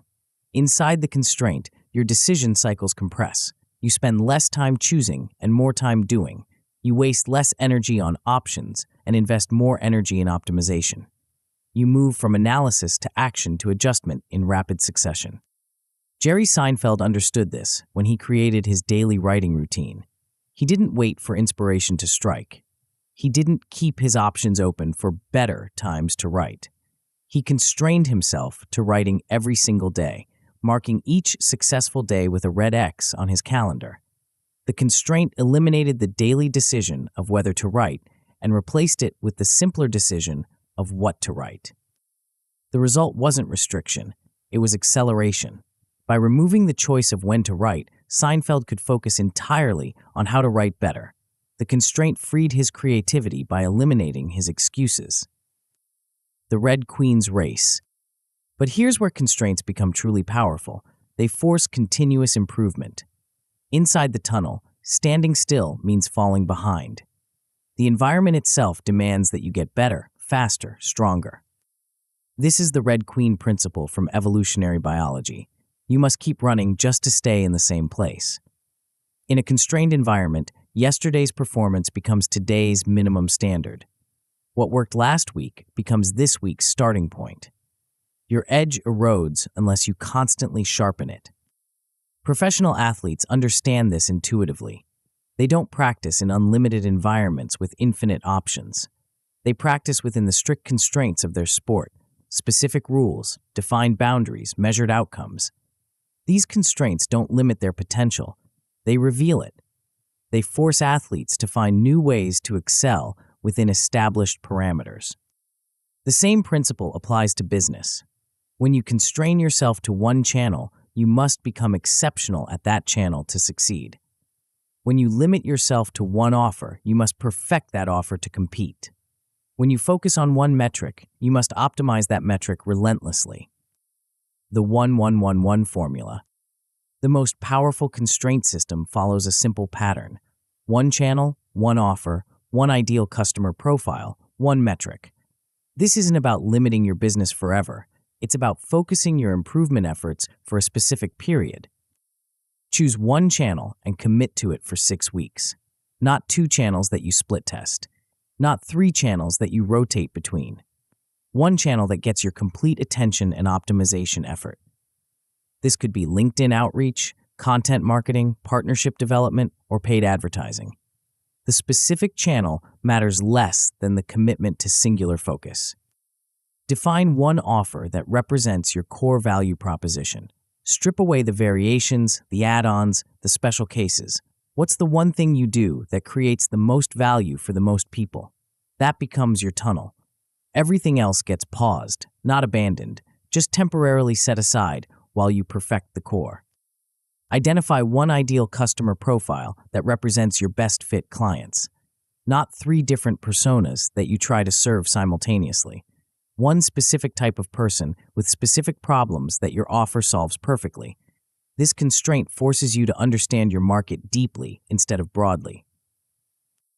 Track one metric that directly measures your success. Not a dashboard with 17 different indicators. One number that captures whether you're winning or losing.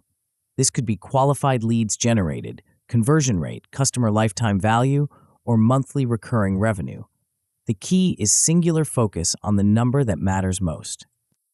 The bar-raising ritual. Inside your chosen tunnel, you implement a weekly bar-raising ritual. Every week, you define what good enough looked like last week and declare it insufficient for this week. Yesterday's edge becomes today's floor.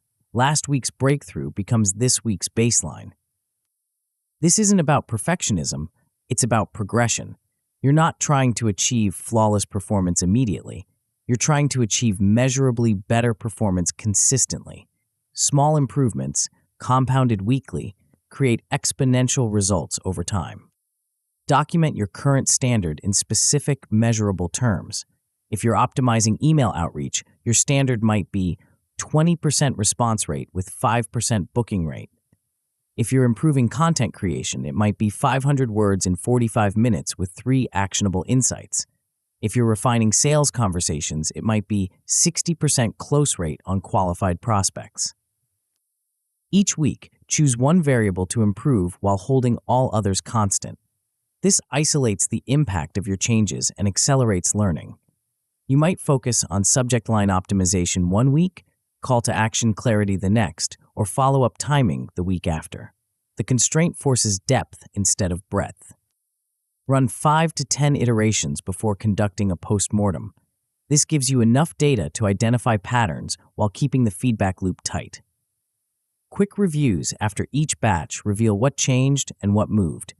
You retain the winners and discard the losers immediately. The beating log. Track your daily improvements in what I call a beating log, 1 line per day, documenting what you made better. This isn't a comprehensive journal or detailed analysis.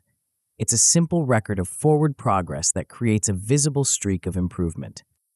Reduced email length from 150 to 100 words. Improved headline clarity by removing jargon. Shortened sales call intro from 5 to 3 minutes. Added social proof to landing page.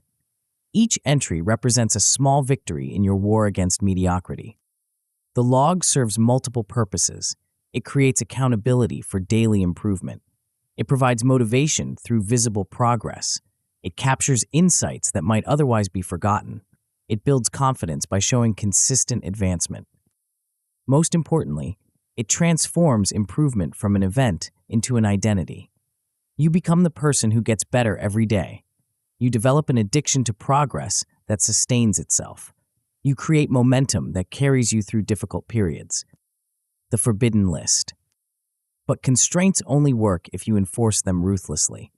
This requires a forbidden list, specific distractions you will not touch during your tunnel period. These aren't bad activities necessarily, just activities that dilute your focus.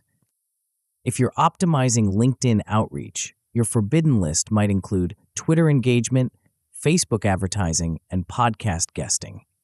If you're perfecting your webinar funnel, you might forbid email marketing experiments, content creation, and partnership discussions. If you're improving your sales process, you might avoid product development, marketing campaigns, and operational improvements. Review this list weekly to prevent scope creep. The tunnel has a tendency to expand as you discover new opportunities and interesting tangents. Your job is to resist these temptations and maintain the constraint that's driving your improvement. The forbidden list isn't permanent, it's protective. You're not abandoning these activities forever.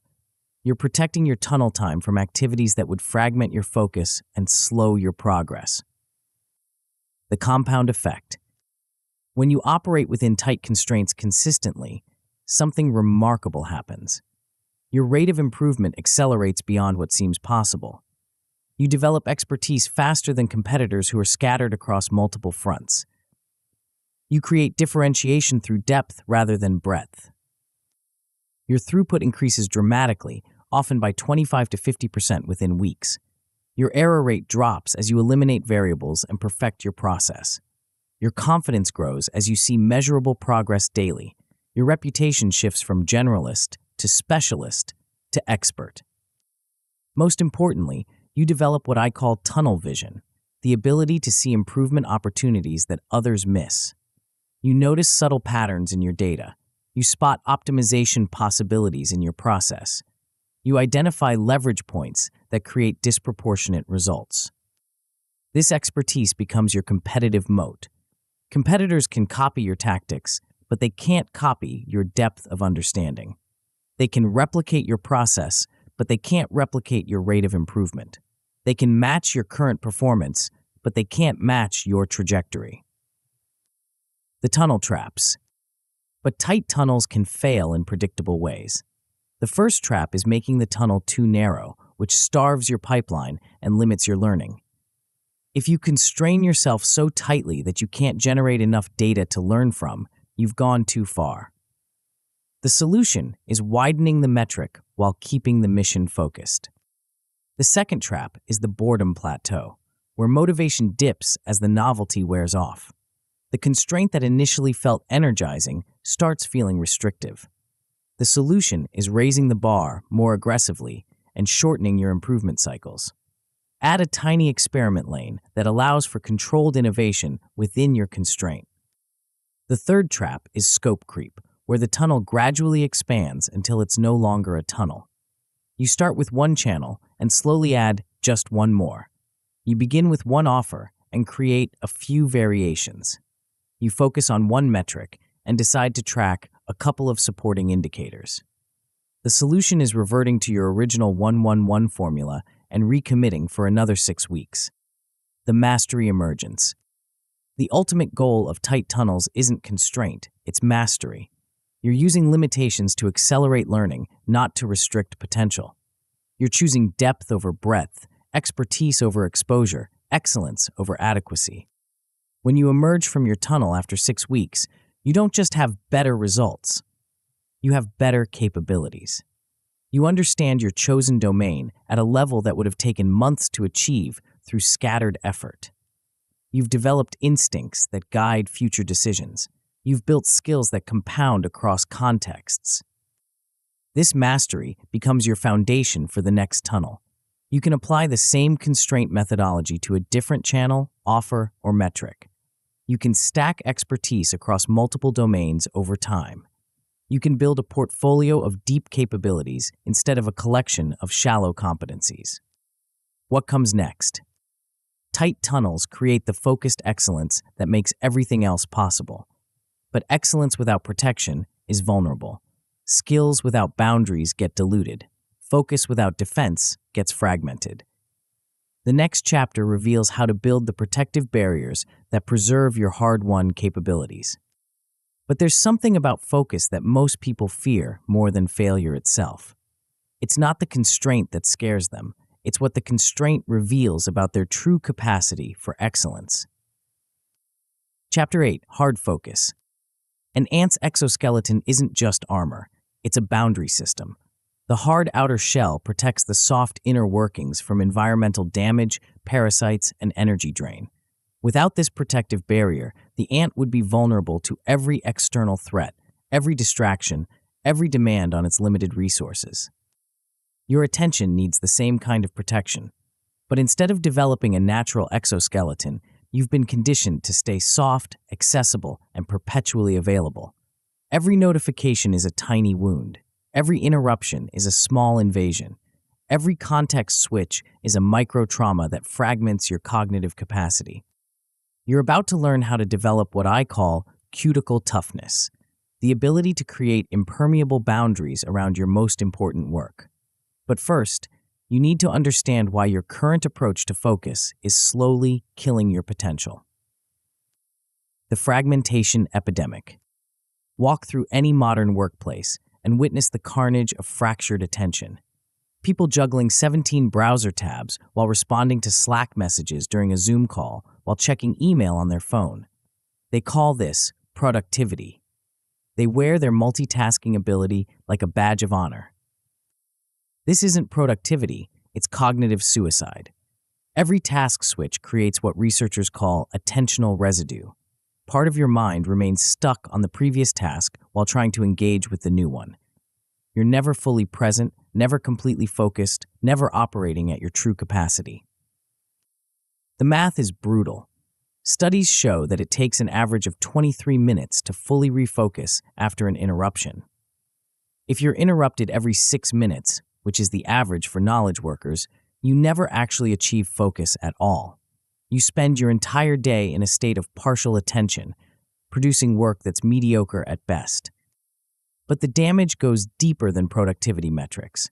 Fragmented attention creates fragmented thinking. When you can't sustain focus on complex problems, you start avoiding complex problems. When you can't think deeply about important issues, you start defaulting to shallow solutions. When you can't concentrate on meaningful work, you start confusing busy work with real work.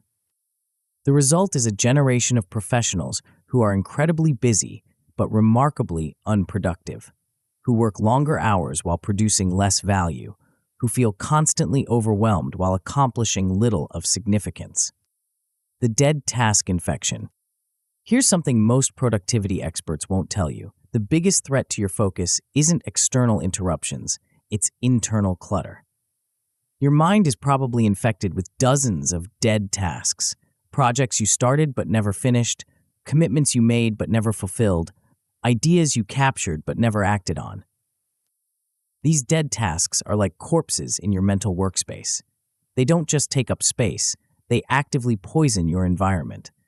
Every time you see them on your task list, you feel a small stab of guilt.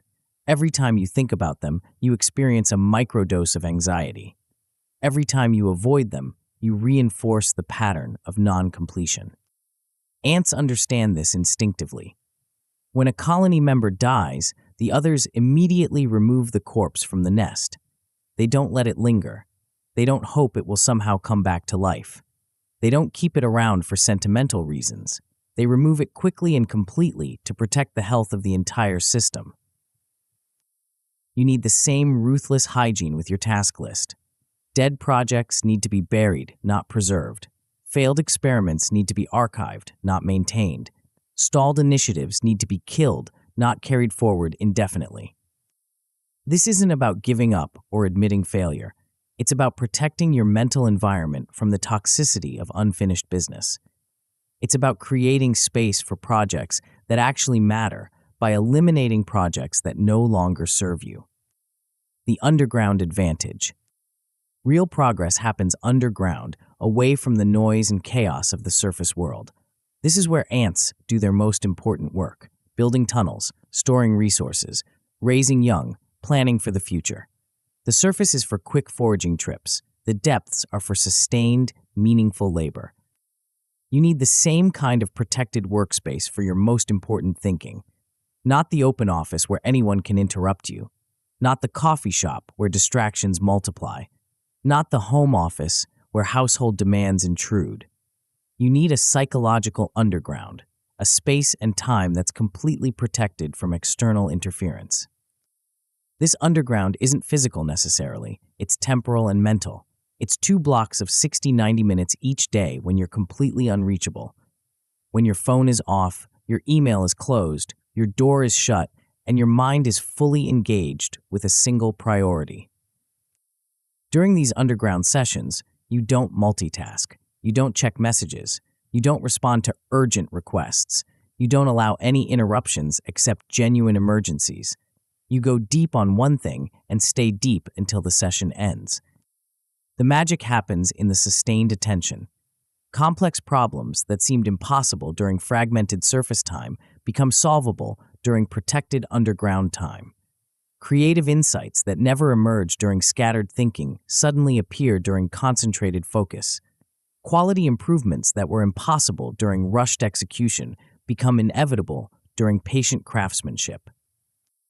The focus contract. But underground time only works if you protect it systematically. This requires what I call a focus contract, a written agreement with yourself and your team about what you will and won't do during specific periods.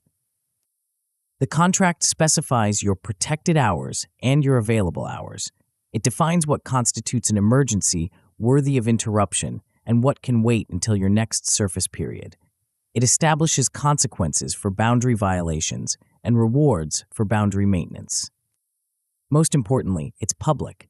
You share it with your team, your clients, your family, anyone who might make demands on your attention. This isn't about being antisocial or unresponsive.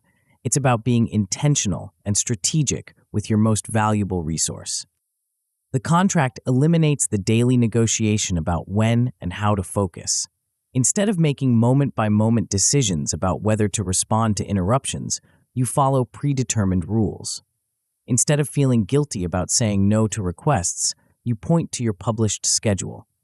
Instead of hoping for focus to emerge naturally, you create it systematically. Review and renew the contract weekly. What worked? What didn't? What boundaries were violated? What protections need strengthening? The contract evolves with your needs and circumstances, but the commitment to protection remains constant. The Purge Protocol. Every week, you need a systematic purge of dead tasks, stalled projects, and energy-draining commitments. This isn't a massive spring cleaning that happens once a year. It's a regular hygiene practice that prevents accumulation of mental clutter.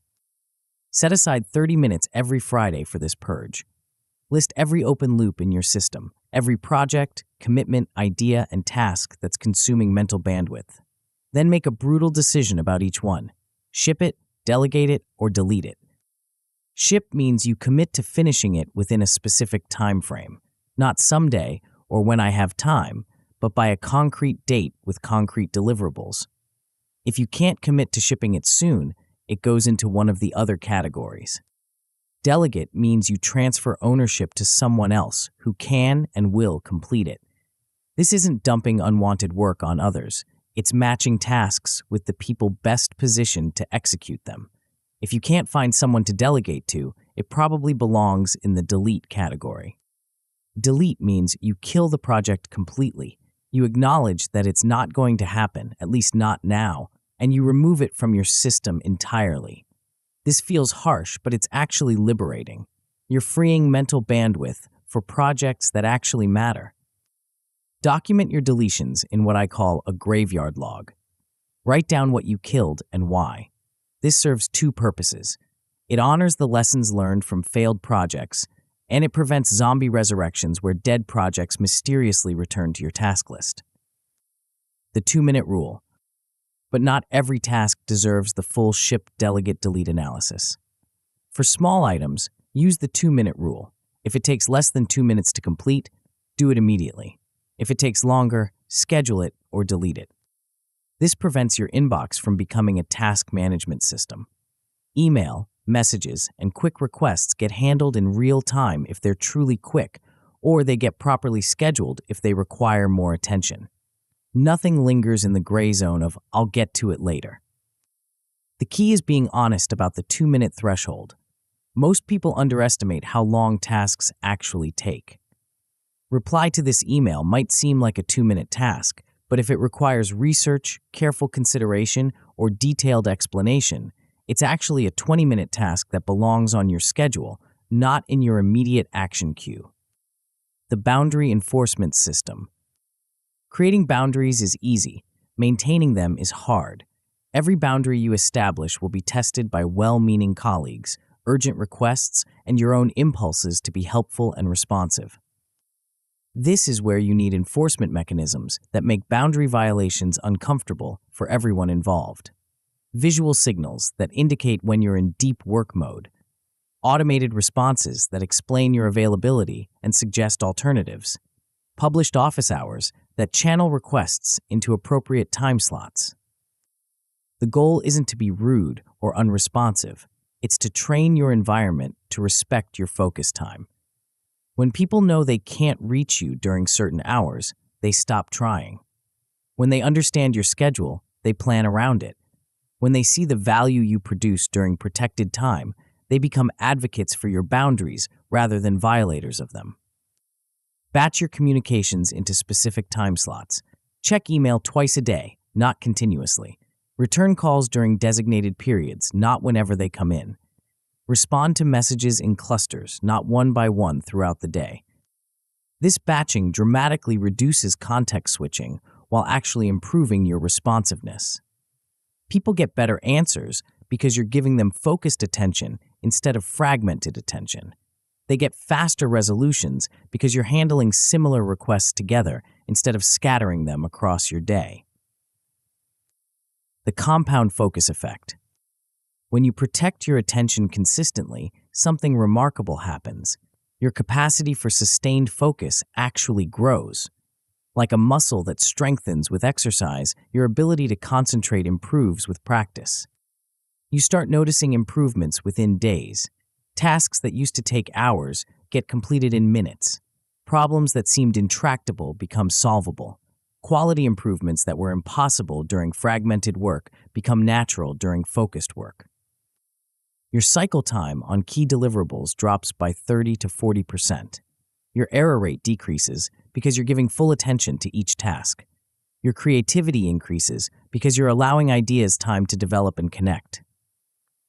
Your satisfaction rises because you're producing work you're proud of instead of work you're embarrassed by. Most importantly, your reputation shifts. You become known as someone who ships on time, delivers quality work, and stays calm under pressure. People start coming to you with their most important projects because they trust your ability to execute. Your focus becomes your competitive advantage. The focus traps. But hard focus can fail in predictable ways. The first trap is boundary breaches, allowing just this once exceptions that quickly become the new normal. Every violation makes the next violation easier. Every compromise weakens the entire system. The solution is treating boundaries like physical laws rather than social suggestions. You wouldn't expect gravity to make exceptions for urgent requests. Don't expect your focus boundaries to be more flexible than physics. The second trap is task zombies, projects that you've paused but never officially killed. They linger in your system, consuming mental bandwidth and creating guilt. The solution is hard deadlines for every pause. If it's not reactivated within a specific time frame, it gets automatically deleted. The third trap is focus guilt, feeling bad about saying no to requests or being unavailable during protected time. The solution is connecting your no's to your bigger yes. You're not being selfish, you're being strategic. You're not avoiding work, you're optimizing it. What lies ahead? Hard focus creates the mental clarity and execution capacity that makes everything else possible. But focus without direction is just efficient spinning. Clarity without purpose is just organized confusion. The final chapter reveals how to integrate everything you've learned into an unbreakable identity and an unstoppable system. But there's something about the final integration that goes beyond tactics and techniques. It's about understanding that all the systems in the world can't save you from the one enemy that lives inside your own mind. Chapter 9: Win Forever. The ant colony faces its greatest test. Fire sweeps across the landscape, destroying everything in its path. The tunnels that took months to build collapse in minutes. The carefully stored resources vanish in smoke. The intricate social structure that governed daily life dissolves into chaos. But watch what happens next. The ants don't mourn their losses. They don't debate whether to rebuild. They don't question their ability to recover. They simply begin again. Not from despair, but from certainty. Not because they have to, but because they know who they are. They are finishers, and finishers never stop until they win. You've spent 8 chapters learning the systems that create unstoppable momentum. Now it's time to understand the identity that makes those systems unbreakable. Because all the tactics in the world can't save you from the one enemy that lives inside your own mind. The voice that whispers, "Maybe this time I'll quit." The operating system integration. Everything you've learned in this book connects into a single, seamless operating system. Signal systems provide the navigation. You know where you're going because evidence guides every decision. Micromomentum provides the propulsion. You move forward daily through small, winnable actions. Smart leverage provides the multiplication. Your effort creates exponential results through intelligent force application. Season readiness provides the stability. You maintain momentum across all conditions because you've prepared for cycles. Resilient adaptation provides the flexibility.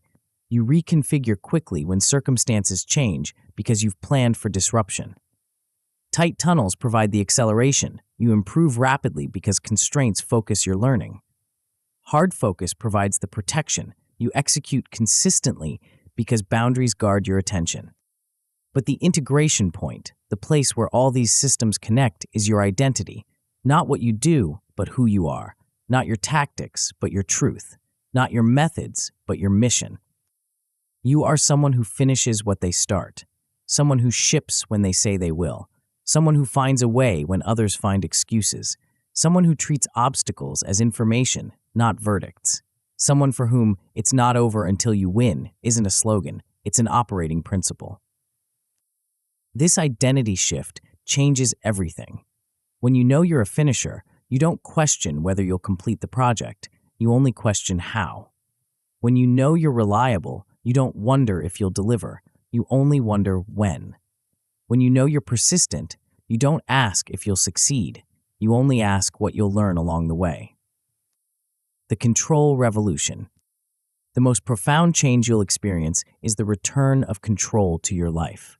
For years, you've probably felt like a passenger in your own existence, reacting to circumstances, responding to demands, hoping for better conditions. The ant philosophy flips this dynamic completely. You decide what signals to track and what actions to take based on those signals.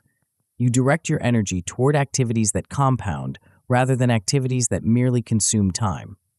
You deliver results because you've built systems that make delivery inevitable rather than accidental. Doubt shrinks as signals grow. When you have clear evidence of what works and what doesn't, decision-making becomes mathematical rather than emotional. When you can point to data that supports your choices, confidence replaces anxiety. When you can measure progress objectively, hope transforms from wishful thinking into rational expectation. Calm replaces chaos because you're operating from systems rather than improvising from emotions. You know what to do when markets shift because you've planned scenarios. You know how to respond when projects stall because you've built feedback loops. You know where to focus when options multiply because you've defined constraints. This isn't about controlling external circumstances. That's impossible. It's about controlling your response to circumstances. That's inevitable when you have the right systems and the right identity. The courage amplifier. But perhaps the most surprising benefit of the ant philosophy is how it makes courage safer. Not easier, safer. You become willing to take bigger risks because you've built bigger buffers. You become willing to make bolder moves because you've created better feedback loops. You become willing to attempt harder challenges because you've developed stronger systems. Your seasonal reserves back your bold bets. When you have 6 months of runway stored away, you can afford to experiment with new approaches. When you have relationships banked across multiple networks, you can afford to pivot when necessary. When you have skills developed across adjacent domains, you can afford to stretch into new territories. Your adaptation protocols make pivots feel procedural rather than personal. When you have predetermined responses to different scenarios, changing direction doesn't feel like failure. It feels like following the plan.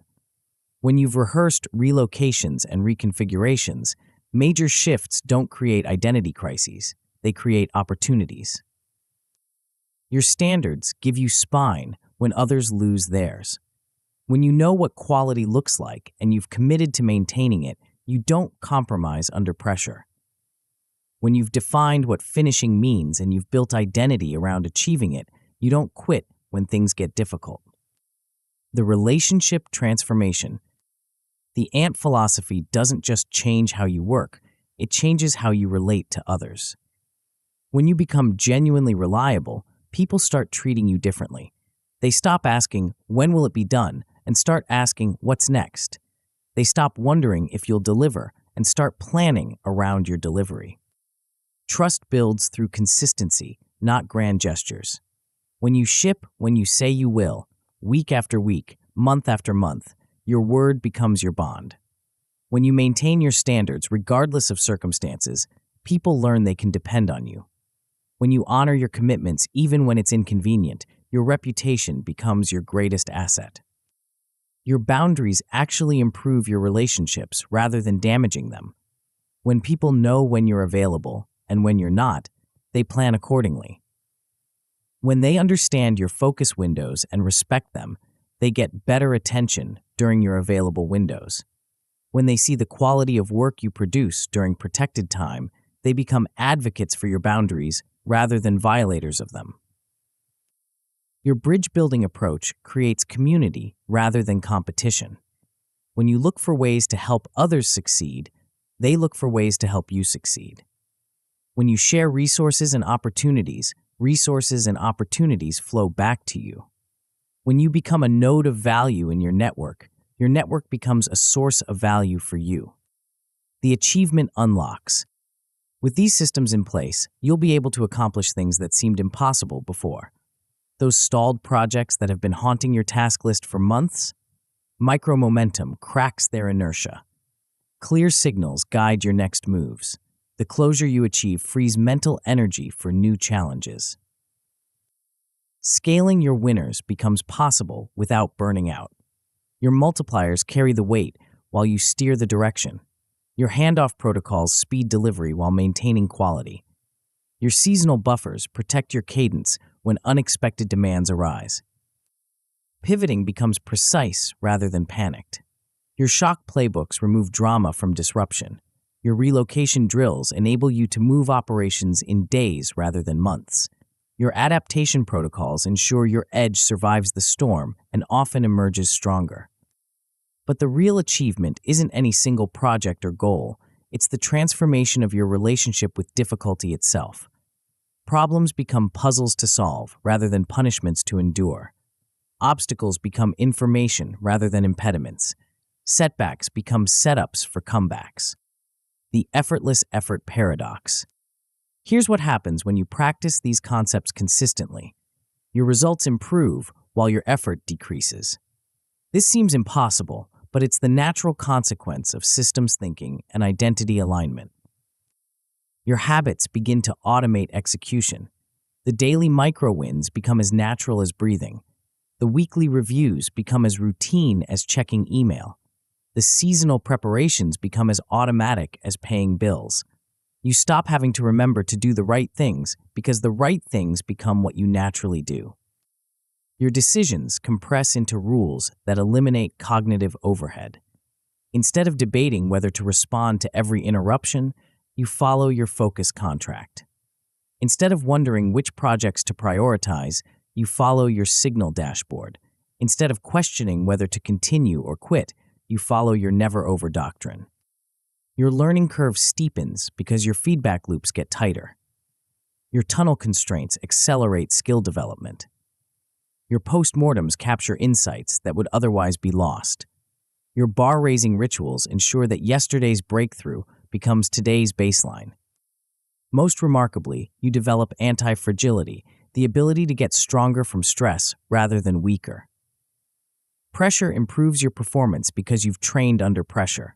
Shocks become upgrades because you've prepared for shocks. Your reputation compounds into opportunities because people know you thrive in difficult conditions. Your first move. But all of this remains theoretical until you take your first concrete action. Right now, before you close this book, you need to make 3 specific moves that will begin your transformation from dabbler to finisher. First, pick one winning trail from your current activities. Not the one you think you should focus on, but the one that's already showing the strongest signals. The channel that's generating the most qualified leads. The offer that's converting at the highest rate. The habit that's creating the most energy. Allocate 60 minutes today to reinforcing this trail. Schedule your next review for 1 week from now. Second, prune one dead task that's been consuming mental bandwidth without producing results. Delete it, delegate it, or archive it, but remove it from your active system completely. Write down why you're killing it to cement the learning and prevent zombie resurrections. Reclaim the 30 minutes per week you were spending on this task and redirect that time to your winning trail. Third, set 2 deep work blocks in your calendar for tomorrow. 60 to 90 minutes each, completely protected from interruptions. Stage the first action you'll take in each block so you can start immediately without deliberation. Begin your streak of protected focus time that will compound into your competitive advantage. These aren't the only actions you'll need to take, but they're the actions that will create momentum for all the others. They're small enough to be achievable today, but significant enough to change your trajectory immediately. The never-over doctrine. But the real transformation happens when you internalize the never-over doctrine, the core belief that drives everything else. This isn't about stubborn persistence or blind determination. It's about intelligent persistence guided by evidence and sustained by systems. When you truly believe that it's not over until you win, you stop looking for exits and start looking for routes. You stop asking, "Should I quit?" and start asking, "What should I try next?" You stop treating setbacks as verdicts and start treating them as data. This doctrine doesn't mean you never change course. It means you never change destination. You might pivot your tactics, but you never abandon your mission. You might adjust your timeline, but you never accept defeat. You might modify your methods, but you never modify your commitment to finishing. The doctrine becomes self-reinforcing. Every time you persist through difficulty and eventually succeed, you strengthen your belief in the doctrine. Every time you find a way when others find excuses, you deepen your identity as a finisher. Every time you turn obstacles into rotes, You prove to yourself that it really isn't over until you win. The grain that moves mountains. Remember the ant carrying her grain of sand. To an outside observer, her effort seems insignificant. One tiny grain among millions. One small action in an endless series. One modest contribution to an impossible task. But the ant knows something the observer doesn't. She knows that mountains are moved one grain at a time. She knows that impossible tasks become inevitable through persistent execution. She knows that her single grain, combined with millions of others, will reshape the landscape. Your daily micro-wins are those grains. Your weekly reviews are the trail marking that guides future grains. Your seasonal preparations are the storage that sustains grain carrying through difficult periods. Your adaptation protocols are the flexibility that keeps grain carrying going when conditions change. Each grain seems small. Each action seems insignificant. Each day seems like just another day. But grains accumulate into hills. Hills accumulate into mountains. Mountains accumulate into ranges that define the geography of your life. The ant doesn't carry her grain because she has to. She carries it because she knows who she is. She's a builder, a finisher, a creature for whom stopping isn't an option because stopping isn't in her nature. You are that ant now. You have the systems. You have the identity. You have the doctrine.